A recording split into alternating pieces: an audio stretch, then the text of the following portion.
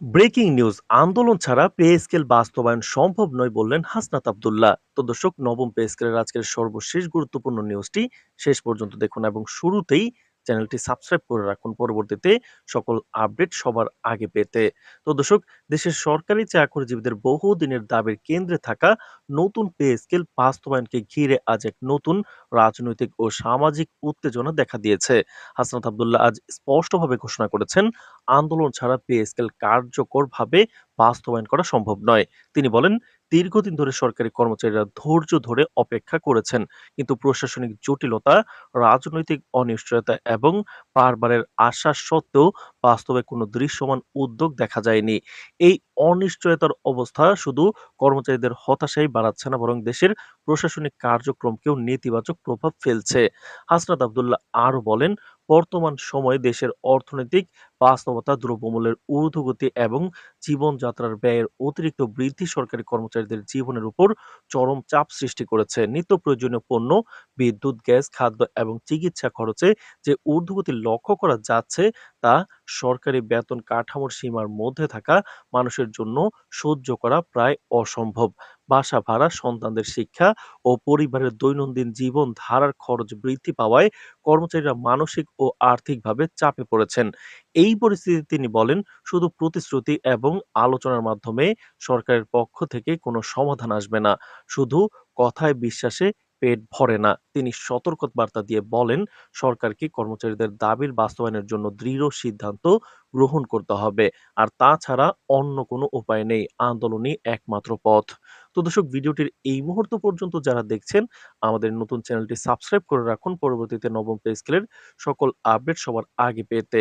তিনি স্পষ্টভাবে জানিয়েছেন, নতুন পে স্কেল কার্যকর করতে হলে সরকারের উচিত ছিল পে কমিশনের সুপারিশ অবিলম্বে বাস্তবায়ন করা। কিন্তু প্রশাসনিক জটিলতা, রাজনৈতিক কারচুপি এবং বিভিন্ন বাহানার কারণে এটি বারবার পিছিয়ে গেছে। এর ফলে সাধারণ কর্মচারীরা হতাশ ও ক্ষুব্ধ হয়ে পড়েছেন।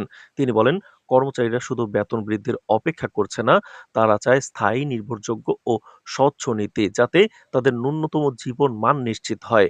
এই অধিকার আদায়ের জন্যই আন্দোলন অপরিহার্য। তো দর্শক, হাসনাত আব্দুল্লাহ সরকারি কর্মচারীদের ঐক্যবদ্ধ থাকার আহ্বান জানিয়েছেন। তিনি বলেন, প্রয়োজন হলে সারা দেশে কর্মবিরতি, অবস্থান কর্মসূচি এবং বৃহত্তর আন্দোলনের মাধ্যমে সরকারের প্রতি চাপ সৃষ্টি করতে হবে।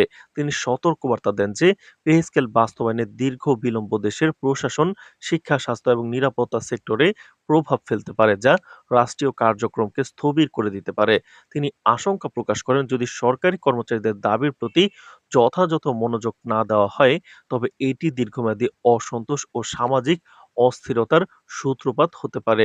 তিনি আরও বলেন, সরকারকে উচিত অবিলম্বে কার্যকর পদক্ষেপ গ্রহণ করা, স্পষ্টভাবে বাস্তবায়ন পরিকল্পনা ঘোষণা করা এবং কর্মচারীদের নির্দিষ্ট তারিখে নতুন বেতন কাঠামো কার্যকর করার প্রতিশ্রুতি দেওয়া। হাসনাত আব্দুল্লাহ আশা প্রকাশ করেছেন, সরকারি কর্মচারীরা শান্তিপূর্ণ ও ঐক্যবদ্ধ আন্দোলনের মাধ্যমে তাদের অধিকার আদায় করতে সক্ষম হবেন এবং সরকারের উপর বাস্তব চাপ সৃষ্টি করতে পারবেন। তো দর্শক, ভিডিওটির এই মুহূর্ত পর্যন্ত যারা দেখছেন, চ্যানেলটি সাবস্ক্রাইব করে রাখুন নবম পে স্কেলের পরবর্তী সকল আপডেট সবার আগে পেতে। তো দর্শক, তিনি সাংবাদিকদেরকে বলেন, আন্দোলন কোনো হিংসাত্মক বা অরাজনৈতিক প্রচেষ্টা নয়, বরং এটি কর্মচারীদের ন্যায্য দাবির প্রতিফলন। তিনি আশ্বস্ত করেন, আন্দোলন শান্তিপূর্ণ হবে, কিন্তু তা দৃঢ় এবং লক্ষ্য ভিত্তিক হবে। তিনি আশা প্রকাশ করেন, সরকারের সংশ্লিষ্ট কর্তৃপক্ষ নতুন পে স্কেলের বাস্তবায়নের জন্য শীঘ্রই পদক্ষেপ গ্রহণ করবে, যাতে দেশের লাখ লাখ সরকারি কর্মচারীর জীবন মান উন্নত হয় এবং তাদের দীর্ঘদিনের প্রত্যাশা পূরণ হয়। তো দর্শক, নবম পে স্কেল এবং মহার্ঘ ভাতার পরবর্তী সকল গুরুত্বপূর্ণ আপডেট সবার আগে পেতে আমাদের চ্যানেলটি সাবস্ক্রাইব করে রাখুন। আজ এ পর্যন্তই। ধন্যবাদ।